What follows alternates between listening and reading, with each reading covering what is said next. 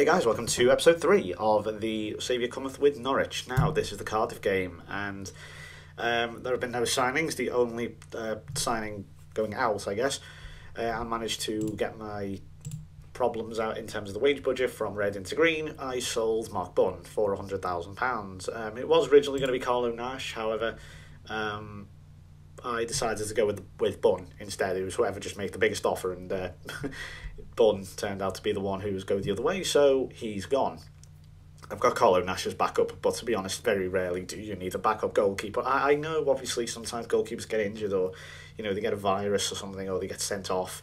It is rare, but they do happen, so it is useful to have one there, but, let's be honest, it's going to be quite crap, because, to be honest, players just moan so much on this that it's almost impossible to have a second goalkeeper. So looking at this game anyway, we've got Gary Hooper up front this time, and Nathan Redmond and Wes Hoolahan have pushed them out wide instead of sort of being in the middle. So not necessarily wingers, but sort of central midfielders pushed up a bit. I've decided to push them out wide. Nathan Redmond fits that bill for me. Hoolahan can play there. Got Howson and Fair still in midfield. With Cardiff, they've got Wingy and John Walters up front. And Emerson Boyce, apparently. I am now sick of his face officially with that Lum Wigan save, but let's get on with it. Hopefully, with this one, we can register our first win. Now, it is an away game. Again, Snodgrass just whacked that one at Boyce, who did quite a decent job. Well, a decent job for me there, nearly jinxed him. He was okay. I mean, he's the captain. So naturally, he attempted to lead from the front. No, it didn't work every time. I think he was injured for a good chunk of the season as well. It was a good month or so he was injured, if I recall. I think it was just under a month. But anyway, his Giro gives that one. Leroy, for fuck's sake, just boots it all the way downfield, and he was trying to find there. And so we're only 3 minutes in. Not exactly the most positive start in the world, but Fair doing some nice tidying up. Now, can we get it forward and do something positive? Here's Gary Hooper. A space to run into there, and he's found Nathan Redmond. Always comes straight in the team, and he puts us in the lead inside just over 3 minutes. That is exactly what I brought him in for, and there you go. I was waiting for him to come in. I was just trying to persist with what I had just to see what happened. I don't think it would have made a difference either way against Man City, and I just went, I just asked the assistant to pick the Everton for the Everton game, since I suppose he knows best at that stage. But no, I decided to throw Redmond in on that wide side, and it's worked straight away. Hopefully. Oh wow, fuck me. You can't vouch for that. I mean, he whacks it against the bar, and there so happens to be Jonathan Walters. Ugh. I cannot for the life of me keep clean sheets on this at all. I mean, I haven't even come close to keeping one for a long time. I think I got one in the Europa League with Wigan. I think that was against Ruben Kazan. So not the most difficult in the world, and that was at the DW. There's a chance for Gary Hooper. Can he put us back in front? He's got to finish that. He's better. Would Van Wolfswinkel have? That's the question. And that is an absolutely god-awful corner. Oh, that's a shocker. He's let himself down there. I have to talk to him about that at half-time. I so far, though, I'm sure, whilst I'm having a crap timer at the moment in the game, I'm actually enjoying it. I've got to say, enjoying it as much as you can before, you get annoyed about losing all the time, but that's not the game's fault, that's my fault. And yeah, as I say, I like a lot of the new features. I don't know how, if I'm going to be bored of them inside 6 months or whatever, but so far I'm enjoying it. I've had the odd bug here and there, and the game seems to highlight the fact that I liked to, or my teams at least, I like to score a lot of headers. I was hoping to say a bit like that, but Michael Turner fucking missed it. Okay, Wes Hoolahan's going to be taken off here because he's been terrible. Where have you gone? Now we're going to bring on, let's see, I want to bring on Elliot Bennett. See what happens there. I don't want to put into attack or not. No, we'll leave him for now. We'll leave him. Martin's having a crap game. Gary Hooper, easy. Right, let's change him to poacher for a second. For that second half. That might suit him better. Just make sure Turner and Ayala have the same. Actually, no, he should be a limited defender, Turner. That's my fault. But Ayala will be okay as a central defender. So 1-1.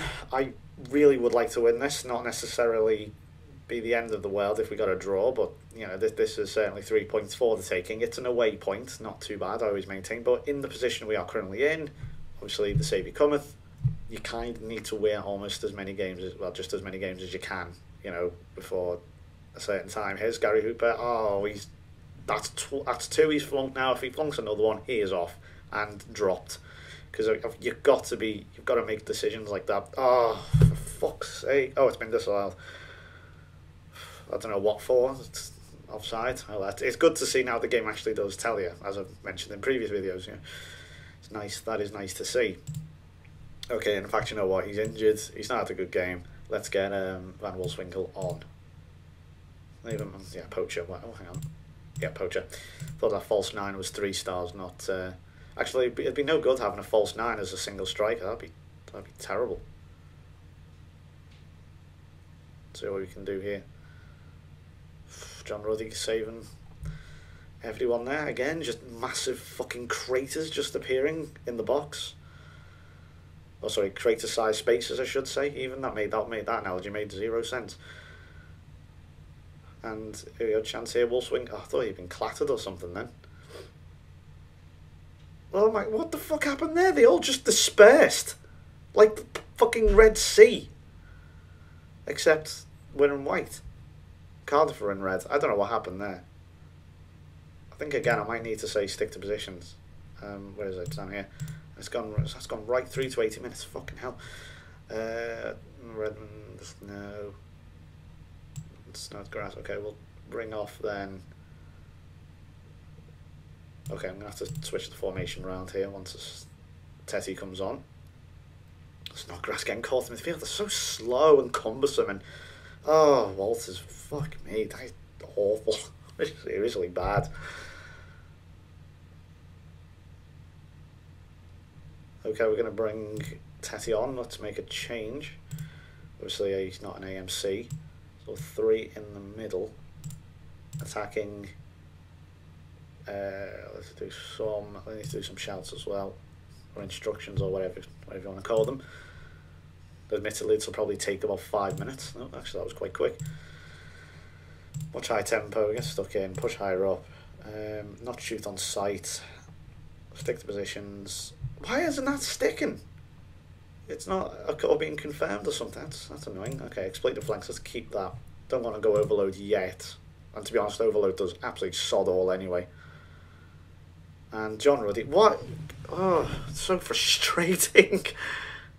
It is. Oh, sorry, I know, but it's like last minute. You know, I think maybe we can get something out of this, and just nothing at all. I mean, yeah, there's a chance maybe with Redmond. Got to put the ball in the. Oh, that's truly awful. What a game, really? What a game. Well, it's a point. It's the first point on the board, I suppose. Should have won that. Nah, not happy there. Definitely should have won it. Oh, it's a bit late now, dickhead. Look at the date. Why didn't you tell me this yesterday on deadline day? You fuck me. They still haven't. It's clear they haven't. You know, sorted the relativity out. You know, in terms of, you know, people know what they're doing in terms of timing and so on. That's good to see. Anyway, right. If we don't win here, we're gonna give up and call attempt 1 a dud, because if we can't beat Crystal Palace, then I don't know what to do. So I'm sure that was fairly interesting and entertaining game. If not, I'm sorry, that's the game's fault, not mine. We're gonna have a week off then, or a week's break, and then we go and play Crystal Palace. As I say, if we don't win there, that is truly embarrassing. Thanks for watching. I'll see you next time. Bye bye.